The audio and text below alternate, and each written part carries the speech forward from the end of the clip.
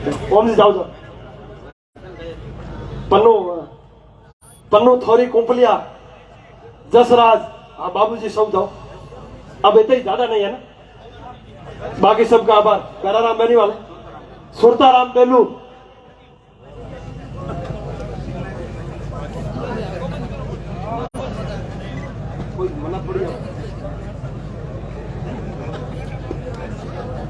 ये जो टीम थी ये दिन रात डटी हुई थी। इसके अलावा भी पूरे जिले के रालोपा कार्यकर्ता और अन्य लोगों का भी साथ रहा, उन सबका आभार।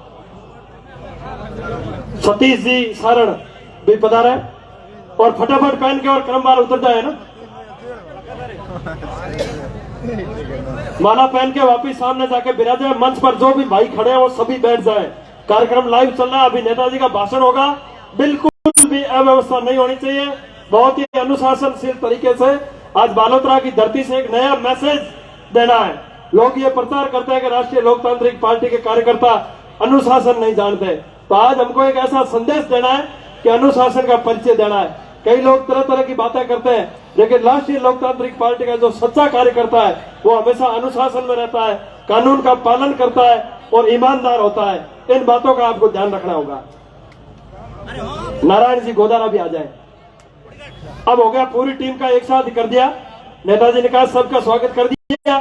भाषण के बाद और अभी रात भर इधर ही है तो होता रहेगा, आगे है ना। अब मैं आवाज देना चाहूंगा नागौर के लोकप्रिय सांसद और हमारे राष्ट्रीय लोकतांत्रिक पार्टी के प्रमुख, एक किसान के बेटे जिन्होंने नागौर की धरती पर जन्म लिया, राजस्थान विश्वविद्यालय से राजनीति की शुरुआत करी और पूरे राजस्थान की राजनीति की दशा और दिशा बदलने के लिए निकल पड़े, पार्टी की स्थापना करी और आम जवान, किसान, गरीब, मजदूर, दलित और 36 कौम के लिए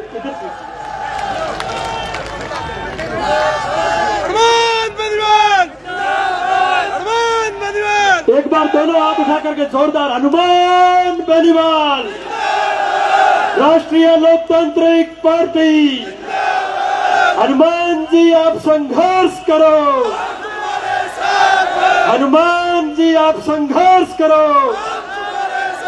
अब मैं निवेदन करूंगा आदरणीय हनुमान जी बेनीवाल।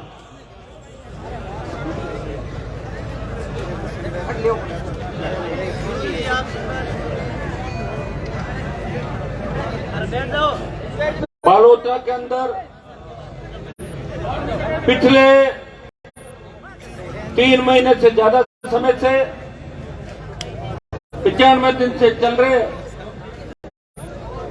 इस बजरी माफिया के खिलाफ, इस राजस्थान के पहले आंदोलन के अंदर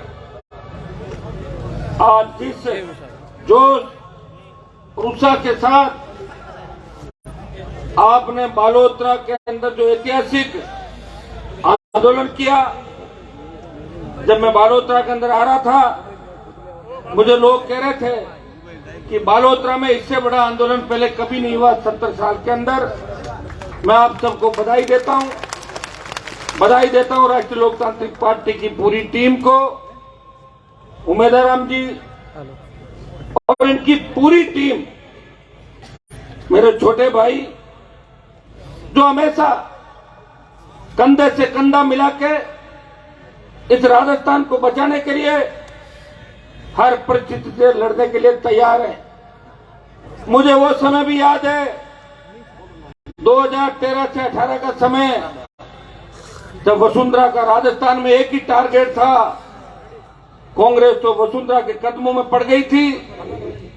वसुंधरा कहती थी कि हनुमान को बर्बाद कर दूंगी, उसको नहीं छोड़ूंगी, उसका राजनीतिक कैरियर खत्म करूंगी। तब बाड़मेर के किसान के बेटों ने बिना नेतृत्व कई बार वसुंधरा को बाड़मेर से भगाया और ये देश में संदेश दिया, वसुंधरा हनुमान किसान का बेटा है, तेजा जी का भक्त है, तेरे जैसे कई आए और कई चले गए। ये किसान के बेटों की धरती है, ये वीर तेजा जी महाराज की धरती है। हमारे भाई को हम सत्ता के शिखर में राष्ट्रीय लोकतांत्रिक पार्टी को लेकर आएंगे। उस समय तो मेरी पार्टी भी नहीं बनी थी।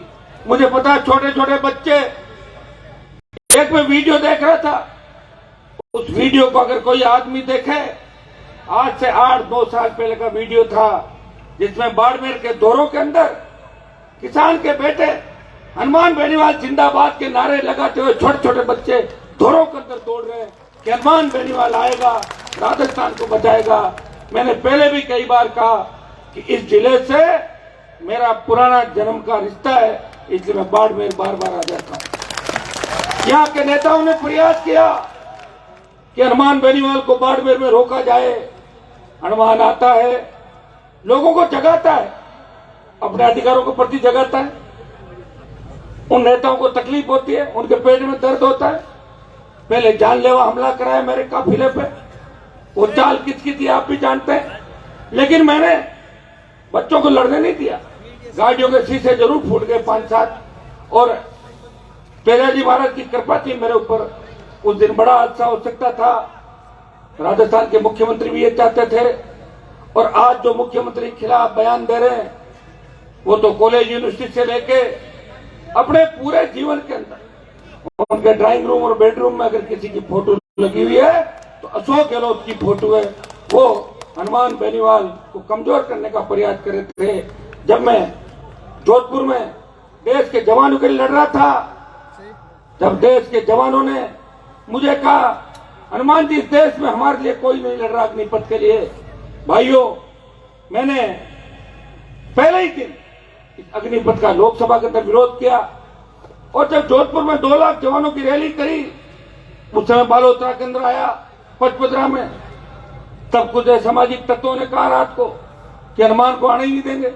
मैंने कहा हनुमान जी के नाम की तांती से तो भूत प्रेत भाग जाते हैं, वो तो साक्षात हनुमान जी। और जब मैं आया वो बिलों में छुप गए, दिखे ही नहीं, बिलों में पता ही नहीं चला कौन थे कहां थे। सोशल मीडिया में धमकी, अरे तुमने तो सोशल मीडिया में धमकी सत्ता के दम पे दिए, मैं तो सत्ता के खिलाफ ही लड़ रहा हूं। और अशोक गहलोत का भी जादू अगर खत्म किया राजस्थान के अंदर, उसके बेटे को चुनाव हरा के, और जादूगर का खिताब थी ना वो राष्ट्रीय लोकतांत्रिक पार्टी के आपके भाई ने जोधपुर में गहलोत के बेटे को चुनाव हराया। ये मैं एक चीज मानता हूं हमेशा, जो मेरे सुख दुख के अंदर साथ रहता है मैं उसका साथ नहीं छोड़ता। और मेरे से कोई व्यक्ति मदद मांगता है मैं उसकी मदद करता हूं। मेरे घर पे लोग रोते हुए आते हैं और घर से हंसते हुए वापस जाते हैं। हनुमान बेनीवाल तुच्छ राजनीति नहीं करता। अगर मुझे सत्ता का शौक होता तो 2003 के अंदर वसुंधरा के साथ में मंत्री बनता, 8 में पाड़ा बदल के मंत्री बनता, 13 में फिर मंत्री बनता, 18 में बनता। और जब देश का किसान तकलीफ में था, पंजाब हरियाणा उत्तर प्रदेश के किसानों ने कहा हनुमान जी आप किसान के बेटे हो, आपके अंदर वो ऊर्जा है, आप सत्ता छोड़ो। NH8 दिल्ली जयपुर का हाईवे 70 साल में कभी जाम नहीं हुआ। जब गुर्जर आंदोलन चला था जो देश का बड़ा आंदोलन था, उसमें भी NH8 जाम नहीं हुआ। हनुमान बेनीवाल ने हुकार भरी RLP के जवानों के साथ हरियाणा और दिल्ली पुलिस आगे आ गई, उस हाईवे को परमानेंट बंद कर दिया। दोबारा जब कूच किया 70 दिन सड़क पर, अगर देश का कोई सांसद बैठा किसान कौम के सम्मान के लिए, नागौर का सांसद अपनी जान हथेली में लेकर 70 दिन आपके लिए बैठा रहता। मैं चाहता तो मोदी के साथ सत्ता के अंदर जुड़ जाता, मैं भी मंत्री बन जाता, मैं भी चार्टर लेके घूमता, हेलीकॉप्टर लेके घूमता। अभी तो मैं हेलीकॉप्टर लाता हूं, लेकिन पैसे खत्म हो जाते हैं बीच में, तो कहां से लाऊं, रोज नहीं घूम सकता हेलीकॉप्टर लेकर। आप जानते हो सारे लोग कहते हैं हेलीकॉप्टर कहां चला रहे, तो आप ही करवा रहे हो। बाकी अगर मेरे पास धन होता तो ED मेरे घर पे भी आ जाती, CBI मेरे यहाँ भी आ जाती। अभी आपके पूर्व मंत्री का मैं बयान पढ़ रहा था कि RLP तो गहलोत की प्रायोजित पार्टी है। मैं आपको पूछना चाहता हूं कि अगर RLP गहलोत की प्रायोजित पार्टी है तो फिर गहलोत के बेटे को क्यों हराया? मैंने जितवा देता उनको, प्रायोजित पार्टी तब होती, मैं नहीं हराया। हाँ ये सही है, पंजाब से जो लूट खसोट करके दुनिया भर का पैसा लाया, ED को पता है ससुराल ED के निशाने पे, ससुराल के लोगों को ED ने बुला लिया। अगला नंबर मंत्री जी का है, बीजेपी में जाना है, क्या बोले कि हनुमान पे आरोप लगाऊं, लोगों से सहानुभूति बटोर के और भाजपा का दामन थाम लो। भाइयों 70 साल के अंदर मैंने किसी को रोका नहीं, बड़े बड़े नेता हुए राजस्थान के अंदर, अपने घर से फरमान जारी करते थे, पार्टी नहीं बना पाए।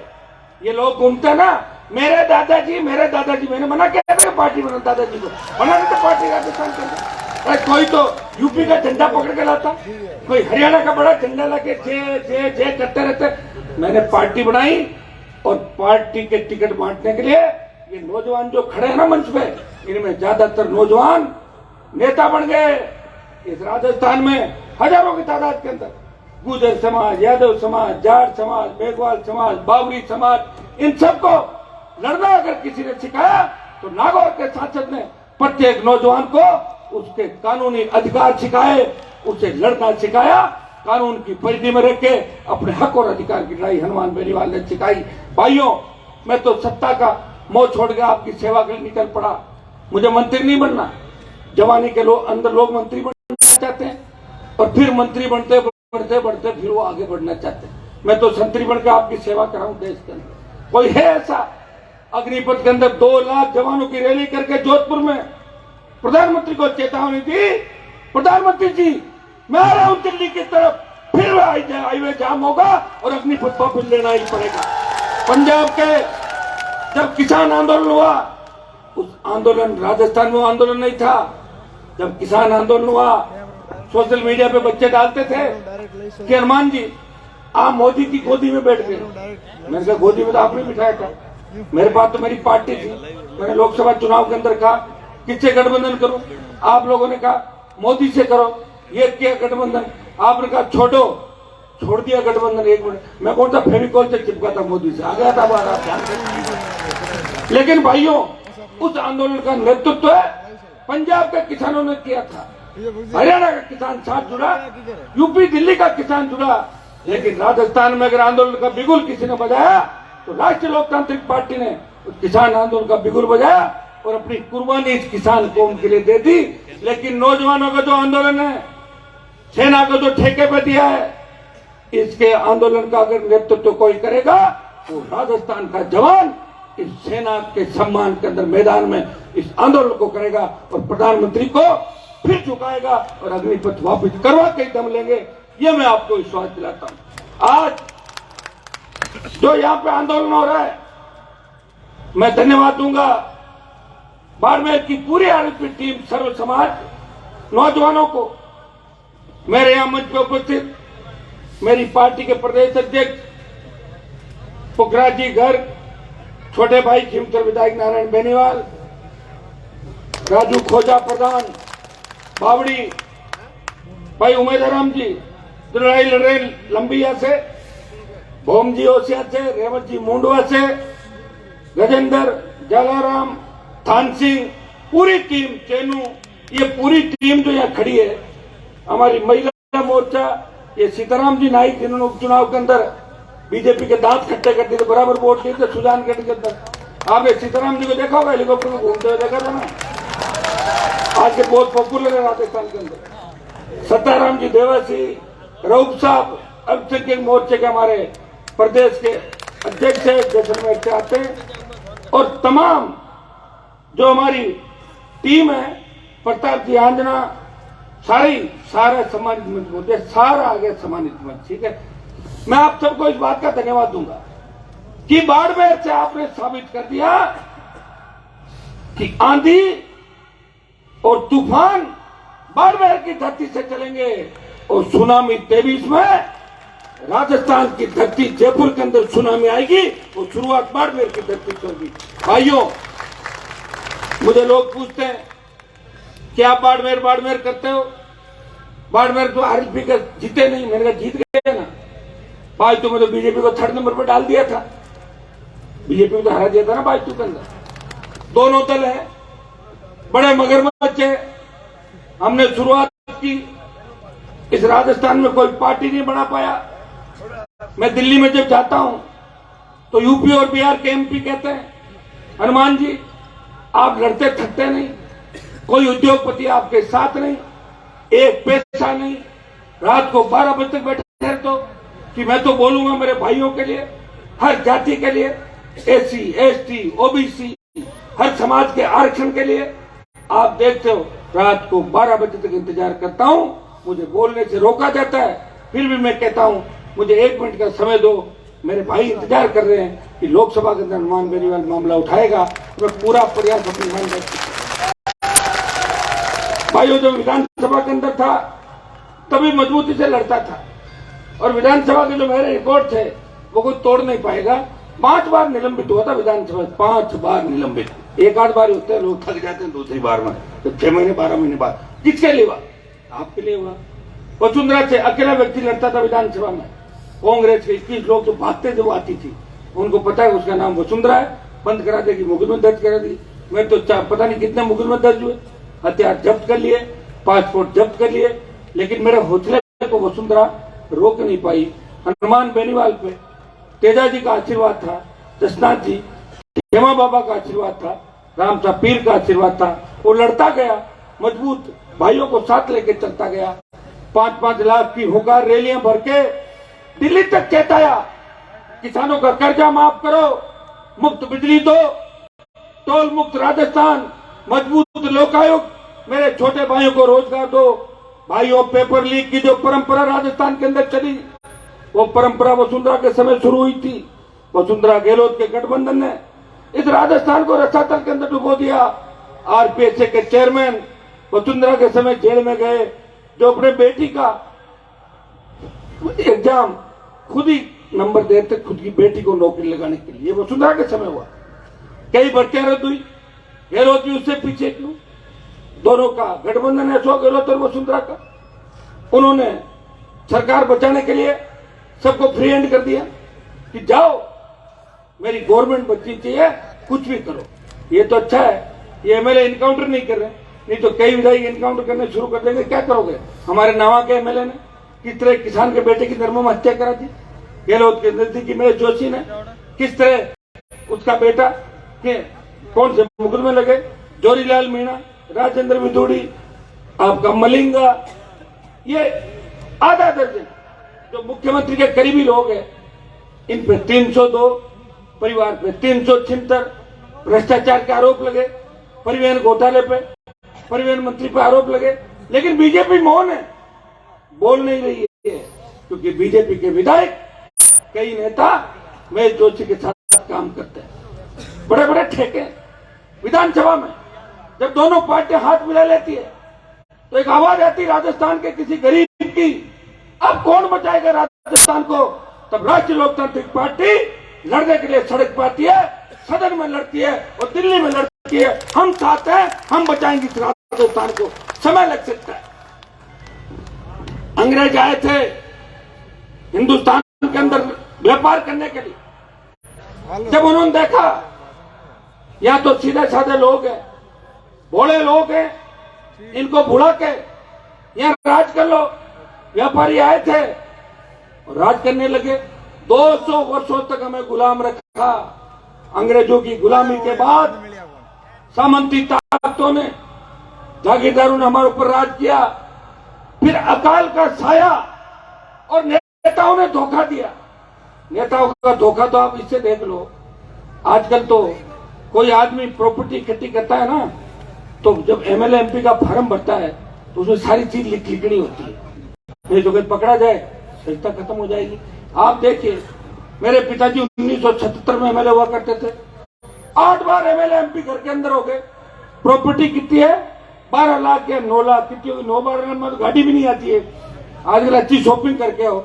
जैसे हमारे 1-2 एमएलए हैं मारवाड़ के, कोई कह रहा था कि किसी को शॉपिंग करने ले गए, वो दोबारा नहीं गया, 4 लाख की शॉपिंग कर ली खुद के 1 घंटे के अंदर। वो राजू के इलाके से वहां विधायक है, तो 4 लाख की शॉपिंग 1 दिन में कर लेते हैं। हमारी तो पूरी प्रॉपर्टी नहीं भाई, सारी मिला के। और ये बात अगर गलत हो, आरएलपी निकालो, हनुमान बेनीवाल का फॉर्म निकालो, पता लग जाएगा। और जो व्यक्ति करप्ट है और वो मोदी से लड़े, आप जानते हो, ईडी उसके घर चली जाती है, तुरंत सीबीआई जाती है और उनके कदमों में चला जाता है। तो मैं देख रहा हूं पूरे देश को। मैं जब लोकसभा के अंदर गया, एक बात सीखने को मिली कि मजबूत कौन है देश के अंदर और कौन कमजोर है। मुझे मजबूत नहीं आ रहे लोग नजर, करीब करीब लोग कमजोर हो गए। पर्दे के पीछे जिस तरह का गठबंधन करके लड़ाई लड़ रहे हैं, उसे लग रहा है कि देश में एक तरफा शासन चल रहा है। राहुल गांधी लोगों का ध्यान भटकाने के लिए पैदल यात्रा में निकल पड़े, इससे क्या हो जाएगा? भारत जोड़ो, भारत जो जुड़ा हुआ टूटा कब था? भारत जो जुड़ा हुआ है ऑलरेडी। और किस तरह की हरकतें कर रहे हैं आप देखिए, नए नए फौज, नई नई फौज में, कभी कोई पास में, कभी तीसरा पास में, पंजाब में कोई और, हिमाचल में कोई और, जैसा इलाका वहीं की नेत्रियां, वहीं की अभिनेत्रियां। ये क्या तमाशा देश के अंदर, बताओ मुझे, इससे बड़ा क्या तमाशा होगा? और कौन बोलेगा आपके लिए? आपको तेजाजी महाराज तो आएंगे नहीं।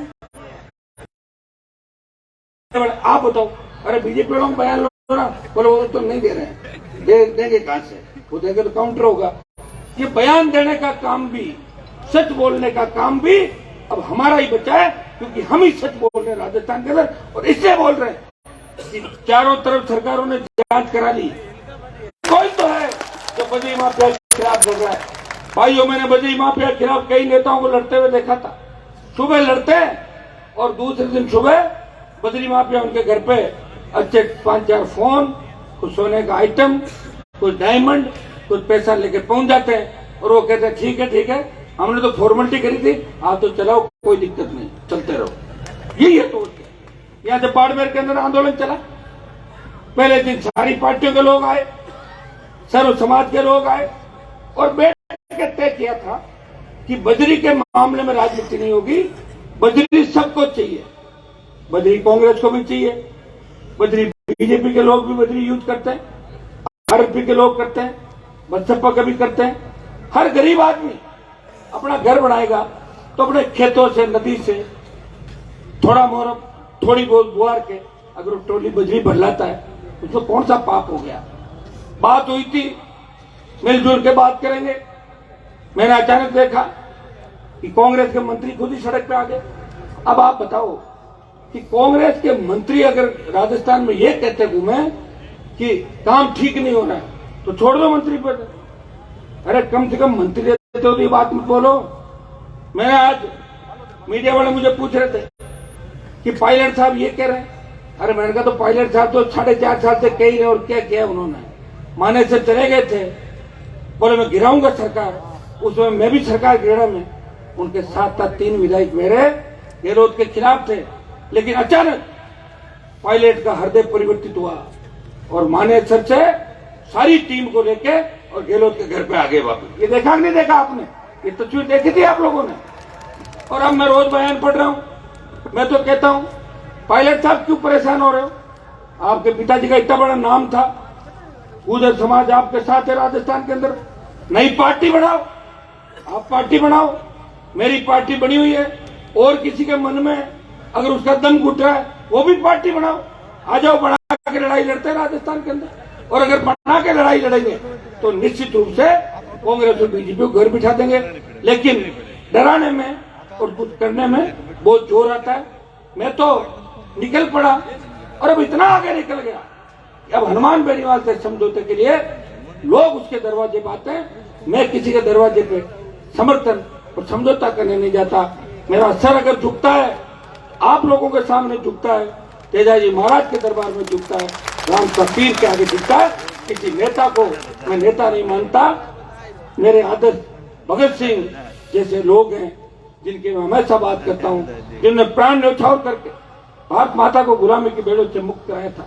मैं वीर तेजाजी महाराज की हमेशा बात इसलिए भी कहता हूँ कि पुराने जमाने में लोग बात कह देते थे, वो बात के धनी होते थे और ये कहते थे बात और बोल एक होना चाहिए। लेकिन आज आप देखिए, सुबह तो कह रहे हैं गहलोत गहलोत जिंदाबाद और शाम को कहते हैं गहलोत सही नहीं। सुबह कहते हैं ये जिंदाबाद, शाम कहते ये सही नहीं। अरे सही कौन है ये बताओ? खुद का काम निकले जब तो सही और खुद की दुकान बंद और सब गलत। यही चल रहा है और क्या चल रहा है? भाइयों, लोगों को मेरे से खतरा भी है। गलती से अगर आ गया सत्ता के आसपास, मैंने पहले कह दिया था कि जितने भी भ्रष्ट नेता है, भ्रष्ट अधिकारी है, आप देखिए हर जांच अपन कहते हैं एसओजी को दे दो, जांच एसओजी से करा लो। एसओजी के एडिशनल एसपी 2 करोड़ और 50 लाख रुपए तो घूस लेते हुए 2 करोड़ की घूस मांगी और ये कहा उसने कि पैसा ऊपर तक जाता है, ऊपर कौन है? एसओजी का एडिशनल डीजी है, और उसके बाद सीएम कार्यालय है, सीएम ऑफिस है, सीएम के ओएसडी देवाराम पर आरोप लगे। अमित ढाका जो मुख्यमंत्री का गृह विभाग का काम देखता था, पंजाब केडर का आईएएस, जो आपके मंत्री जी लेके आए थे राजस्थान में जब पंजाब के प्रभारी थे, पूरी लूट खचोट करी राजस्थान में। ये जो सुरेश जिसका नाम चल रहा पेपर लीक में, ये अमित ढाका का भाई बन के राजस्थान में अधिकारियों को धमकाता था, कहता अमित ढाका है, मैं सुरेश ढाका, उन दोनों भाई है। यही चला था राजस्थान के। तो करो कार्रवाई। मैं गहलोत साहब से पूछना चाहता हूं, गहलोत साहब 98 में 3 और 8 से 13 जो आपकी सरकार थी उसमें अंतर आ गया। अब की बार आप सरकार बचाने में लगे हो। आप ये एन प्रकरण सरकार बचाना चाहते हो, और सचिन पायलट ये एन प्रकरण मुख्यमंत्री बनना चाहते हैं। अगर कोई लड़ रहा है आपके लिए, वो राष्ट्रीय लोकतांत्रिक पार्टी है जो किसान के जयकारे के साथ, जवान के जयकारे के साथ लड़ाई लड़ रही है। गहलोत जी, हमने एक ही मांग करी है कि पेपर लीक चाहे रीट का हुआ, लोकसभा में मामला उठाया, विधानसभा में लड़े, और जब सेकंड ग्रेड का पेपर आउट हुआ, आउट होने के 4 घंटे बाद सबसे पहले आरएलपी ने 4 बड़े प्रदर्शन किए। जोधपुर गहलोत के घर में, जोधपुर उनके इलाके के अंदर, बीडी कला का इलाका बीकानेर, अजमेर आरपीएससी और जयपुर राजस्थान जिले के मुख्य द्वार पे 4 घंटे के अंदर राष्ट्रीय लोकतांत्रिक पार्टी ने 4 प्रदर्शन किए। 33 जिला मुख्यालय प्रदर्शन किए। और 3 दिन पहले जो जयपुर में प्रदर्शन था, आपने देखा होगा कि 15,000 से ज्यादा नौजवान -2 डिग्री ठंड के अंदर अपने अपने साधनों से जयपुर आए और पूरे राजस्थान के अंदर संदेश दिया कि नौजवान और किसानों के लिए आरएलपी हमेशा तत्पर है, किसी भी वक्त हमें याद कर लेना। भाइयों, मैं तो अशोक गहलोत से एक ही मांग कर रहा हूं कि हम तो खाली सीबीआई जांच की मांग कर रहे हैं, पेपर लीक की करवा दो सीबीआई जांच। आप क्लीन चिट कैसे दे सकते हो? क्या आपने खुद जांच करी है? ठीक है, आपके कोई लोग होंगे तो उसमें इन्वॉल्व है, आ जाएंगे। पहले कौन सी आपने सीबीआई जांच नहीं करी? जब भवरी का कांड हुआ था तब महिपाल मदेना, मलखान सिंह और जब बाबूलाल नागर का नाम आया तब गहलोत को सीबीआई जांच के लिए हमने तो नहीं कहा, खुद ही करा ली। अरे जब उस समय करा ली, उनको जेलों में ठूस दिया, अब आपको कराने में क्या दिक्कत है? हम सीबीआई जांच की डिमांड कर रहे हैं कि सेकंड ग्रेड पेपर की सीबीआई जांच करो। कल मैं सचिन पायलट के बयान सुन रहा था, अच्छी बात है। वो बोल रहे थे कि पेपर लीक उस जो तिजोरी है उसमें जादूगरी से निकल गया। जादूगरी से मतलब जादूगर कौन है आप भी जानते हो, जादूगरी किसने करी, सीधा सीधा आरोप लगा दिया। मैं पायलट साहब से पूछना चाहता हूं, आप तो राहुल प्रियंका के नजदीक हो, आप उनको बोल दो सीबीआई जांच हो जाएगी, बोल दो एक तरह सीबीआई में भिजो। नहीं भिजवाना, पॉलिटिकल बयान देना चाहिए। लड़ो सड़क पे हमारे साथ, लड़ना कोई नहीं चाहते। राज में कैसे आए हैं, मुख्यमंत्री कैसे बने? सारे सीएम बनना चाहते हैं, रजाई से निकले नहीं, कपड़ों पे कुछ लग नहीं जाए और बना दो मुख्यमंत्री सबको, और बना के एक दूसरे का रिकॉर्ड तोड़ते हैं राजस्थान। भाइयों, ये सारे नेताओं को मैं एक को जानता हूँ पिछले 25 साल से राजस्थान के, और मेरे साथ सबसे बड़ी प्रॉब्लम यह है कि मैं ज्यादा नजदीकी से जानता हूँ सबको, इसलिए मेरा एडजस्टमेंट किसी के साथ बैठता नहीं, इसलिए पार्टी बना के मुझे बाहर आना पड़ा। बीजेपी कह रही है कि पेपर लीक की सीबीआई जांच होनी चाहिए। अरे बीजेपी वालों, तुमने तो पूरे देश के अंदर 23 सरकारें गिरा दी। कितनी? 23 सरकार गिरा दी चुनी हुई। भेजो ईडी को, गवर्नर को बोलो, प्रधानमंत्री बोले गवर्नर को कि 4 लाइन लिख के भेज दे कि सरकार को बर्खास्त करो। कानून व्यवस्था वेंटिलेटर पर चली गई, पेपर आउट हो रहे, नौजवान सड़कों पे, भयानक स्थिति हो सकती है। राज्यपाल से बात कर लो, आप तो कर सकते हो ना, क्यों करेंगे? वो चाहते हैं इसी तरह मामला चलता रहे और हमारी 130-40 सीट आ जाए। अभी जन आक्रोश यात्राएं निकाली राजस्थान के, कहीं 50 की भीड़, कहीं 500 की भीड़। अरे किस बात का जन आक्रोश? जन आक्रोश तो बीजेपी के खिलाफ है राजस्थान के जवान और किसान के मन में। जब 1000 किसानों ने शहादत दी थी, तीनों कृषि काले कानून आप लोग लाए और सेना को ठेके में दे दिया, पेट्रोल डीजल 100 पार चला गया। जैन समाज जो भारतीय जनता पार्टी के अंदर रहता है, उनको भी शहादत देनी पड़ी। उनके जैन समाज के जो तीर्थ स्थान था उसको पर्यटन स्थल घोषित कर दिया, और 5 दिन बाद वापिस बैठ गए। अब क्या आदत है? किसान आंदोलन किया, 1000 किसानों की आदत थी, मोदी जी ने चुपचाप बोल दिया, तीनों कृषि बिल वापस लिए जाते हैं। अब बताओ, तो वापस ही लेना था तो अपने कुछ नेताओं को विचारों को हाईलाइट करते।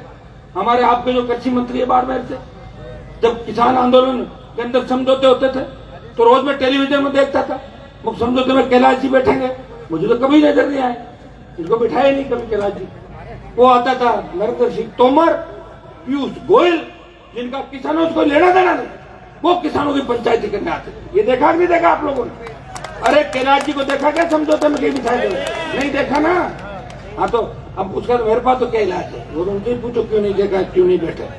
मैं तो अंदर होता तो बता देता, तो नहीं फिर देखा कैसे देखा। तो भाइयों, उनकी सोच, दिल्ली के नेताओं की सोच किसान विरोधी है। 52 से लेके आज तक पहला मंत्रिमंडल है प्रधानमंत्री का जिसमें हमारे समाज का एक भी नेता कैबिनेट मंत्री नहीं है।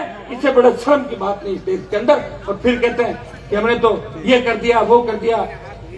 प्रदेश देख क्या करना, प्रदेश देख से हमारा कौन बने कौन नहीं बने, लेकिन कितना छलावा आप लोग कर। किसान आंदोलन का बदला लेने के लिए सेना को ठेके में दे दिया।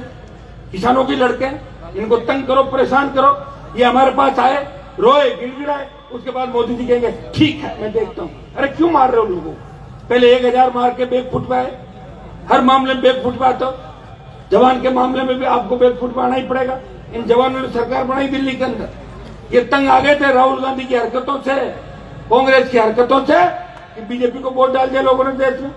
राजस्थान में तो गठबंधन अगर नहीं होता तो बीजेपी 13 क्रॉस नहीं करती।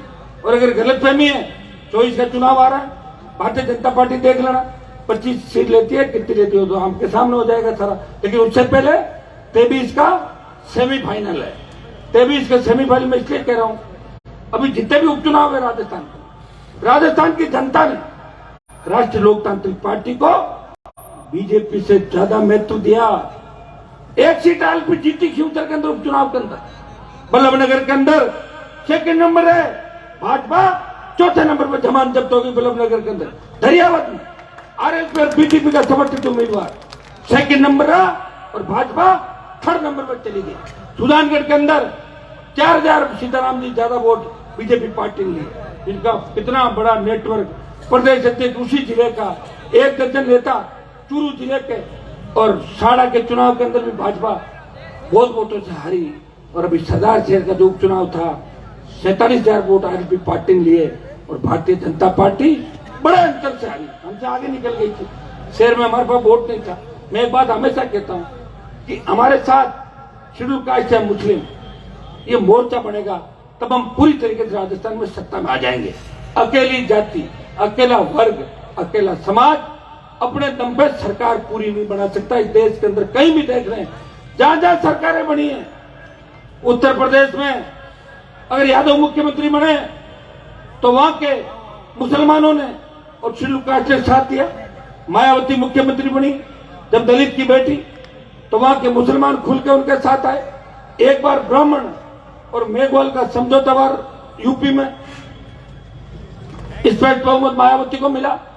बिहार के अंदर चाहे आरजेडी हो, हरियाणा में चाहे दूसरे दल, तीसरे दल दूसरे राज्यों में, 2-3 जातियां समूह मिलकर लड़ाई लड़ते और तब जाके सत्ता प्राप्त होती है। यहाँ राजस्थान में लड़ कौन रहे हैं? आप एक तो काम करो, आजकल तो गूगल में सारी बातें मिलती है, दबा दो, पता लगेगा कोई बनी नहीं पार्टी, कोई लड़ाई नहीं। मैं लड़ तो रहा हूं, कम से कम देश में एक तो बात चल रही है कि बेचारा हनुमान अकेला लड़ रहा है, तो तुम्हारा सम्मान तो बढ़ा रहा हूं राजस्थान वालों का। तो लोकसभा के अंदर जाता हूं, मैं जब जाता था तब यूपी बिहार के एमपी को बोलते हुए देखता था, वो अपनी भाषा में बोलते थे, लड़ते थे। जब मैं गया तो मैं भी बोलने में तो कम नहीं रहा, आप देख रहे हो रोज आगे खड़ा मिलता हूं, राष्ट्रपति का अभिभाषण हो, प्रधानमंत्री का बजट हो, आपने देखा होगा मजबूती के साथ किसानों के लिए हर बात का समर्थन किया, सरकारों का विरोध किया। और विरोध करते करते 20-25 साल का समय निकल गया। लोग तो अपनी फॉर्च्यूनर स्कॉर्पियो की अगली सीट नहीं छोड़ते।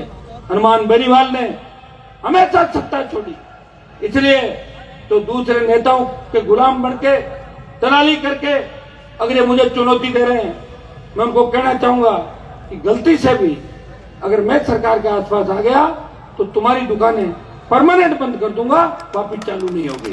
ये मेरी एक आदत है। मैं या तो किसी के पीछे पड़ता नहीं, और पड़ता हूं तो परमानेंट उसका काम करता हूं। सेमीफाइनल कभी नहीं खेलता, फाइनल में पहुंचने का प्रयास करता हूं राजस्थान के अंदर। ये मेरी आदत है और इसलिए जवान मुझे पसंद करता है, और जिसके साथ हो जाता हूं उसका साथ कभी नहीं छोड़ता। अब इस बजरी माफिया के खिलाफ हो गया मैं आज से। देखना इस बजरी माफिया का क्या इलाज इस राजस्थान में करते हैं, आप इसको देखते रहे। कांग्रेस को भी जेब में डाल के घूम रहा है, भाजपा को जेब में डाल के 7 स्टार होटलों में, कभी बीजेपी के नेताओं के साथ, कांग्रेस के नेताओं के साथ। गहलोत की जब सरकार गिर रही थी तो बजरी माफिया के होटल के अंदर ही पूरी गहलोत सरकार थी जैसलमेर के अंदर। एक बजरी माफिया थोड़े समय के अंदर अरबों खरबों में हो गया, और दिल्ली तक कहता है बड़े चाव से कि मैं जहां चाहूं जिसे चाहूं खरीद सकता हूं। भाइयों, इस बार देखना है, लड़ाई माफिया और किसान के बेटों की है। और किसान के बेटे जब रण के अंदर आते हैं तो जब पाकिस्तान और चाइना भाग जाते हैं, ये तो बजरी माफिया है, इसका पता भी नहीं चलेगा। ये तो हमने आह्वान नहीं किया, नहीं तो लड़के अभी तक तो चले जाते। उसके जो नाके हैं ना, उनका पता ही लगता है नाके कहां गए थे। मैंने अभी आह्वान नहीं किया इस बात का। अभी हमें कानून हाथ में नहीं लेना है, एक बार इंतजार करना है। आज फैसला होगा, यहां से कोई नहीं उठेगा, और अपने आप अपने मन से कोई इधर उधर भी नहीं जाएगा। अपने मन से अगर चले गए तो मुझे नेता नहीं मानते। अगर मुझे नेता मानते हो, आगे मैं चलूंगा, पीछे तुम्हें चलना है। अभी हम बैठे हैं, प्रशासन को घंटे 1.5 घंटे का अल्टीमेटम हम दे रहे हैं, समय रहते बात कर लें, नहीं तो फिर अब ऐसे वापिस नहीं जाएंगे। सड़कों पर तो जाना ही होगा, कूच करना ही होगा। ये कूच किस तरफ होगा, इसकी दिशा क्या होगी, ये मैं अभी 10, 15, 20 मिनट के अंदर आपको बता दूंगा। हमारी जो मांग है, 500 रुपए प्रति दिन बजरी के ले रहे हैं। 100 रुपए कांग्रेस के नेताओं ने मिलकर कि हमारी इज्जत बचाओ, हाथाजोड़ी करके 100 रुपए कम कराए, 60 रुपए वापस बढ़ा दिए, 40 रुपए कम। भाइयों, 50 रुपए टन की बजरी, 500 रुपए टन, 16 टन का रवाना, और 40 टन बजरी भरी जाती है। ट्रक जो 13-12 हजार के अंदर ट्रक आता था, वो ट्रक अब आता 30 से 40 हजार के अंदर घर पहुंचता है किराए समेत। कोई छोटे मोटे अगर बेचारे अपने ले आते हैं, उनको भी पकड़ लेते हैं। इनके रेड पार्टी के गुंडे हथियार लेके घूमते, तो थानों में छोटा मोटा काम करे, थाने में प्याऊ बनवा दी, थाने वाले राजी। डिप्टी साहब के एसी लगा दिया, एसपी साहब के कोई ड्राई फ्रूट के 4 डब्बे बेच दिए, सामान बेच दिए। एसपी साहब कहेंगे आज भी अच्छा है, एसपी बोलेगा आज भी बहुत अच्छा है, ड्राई फ्रूट अच्छे लाया था। ड्राई फ्रूट मार रहे हो तुम हमारे को। कलेक्टर के सामान पहुंचा दिया, मंत्री जी के पहुंचा दिया, संतरी जी के पहुंचा दिया, फला के चले गए। ये जो काम करते हैं, इनको लूट खसोड़ी आपसे करते हैं, और मौज मस्ती जाके और विदेश और वहां पे करते हैं। तो भाइयों, इस बजरी माफिया का अंत हमें इस राजस्थान के अंदर करना है। हमें गरीब किसानों को, भोले भाले किसानों को बचाना है। आज सड़क पे कौन लड़ रहा है आपके लिए? देखिए, 5 दिन में 3 बड़े आंदोलन। एक सिविल लाइन फाटक पे जब पेपर लीक होता है, जब राजस्थान का किसान का बेटा रोते हुए बोलता है लाइव आके, हनुमान जी आखिरी उम्मीद आपको, बचा लो इस राजस्थान को। हनुमान सड़क पर निकलता है, कांग्रेस और भारतीय जनता पार्टी के खिलाफ वोट तक खुलता है। जब किसान को समय पर बिजली नहीं मिलती, उसकी विशेष भरी जाती है। 7 घंटे रबी के अंदर घोषणा पत्र में बात करने के बाद